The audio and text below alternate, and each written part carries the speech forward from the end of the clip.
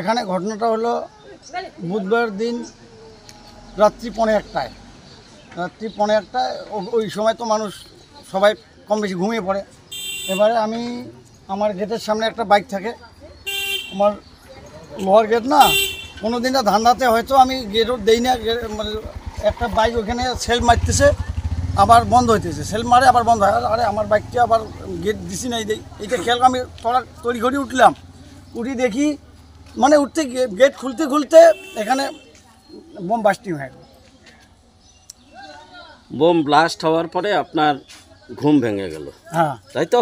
না, আমি যখন ওই যে বাইকটা সেলফ মারে ওখানে, তখন আমি ভাবলাম কোন বাইক আমার গেটের সামনে সেল মারতেছে, আমার বাইকটি আবার গেটের পাশে আছে, যদি ধান্দায় যদি আবার গেটটা যদি নাই দেই, এই ধান্দায় আমি উঠলাম। এখন উঠতে উঠতে আমি গেট খুলতে না খুলতেই বোমটা বাস্ট হয়ে গেল। তারপরে আমি টর্চ নিয়ে বাইর হলাম, টর্চ নিয়ে বাইর হয়েই দেখি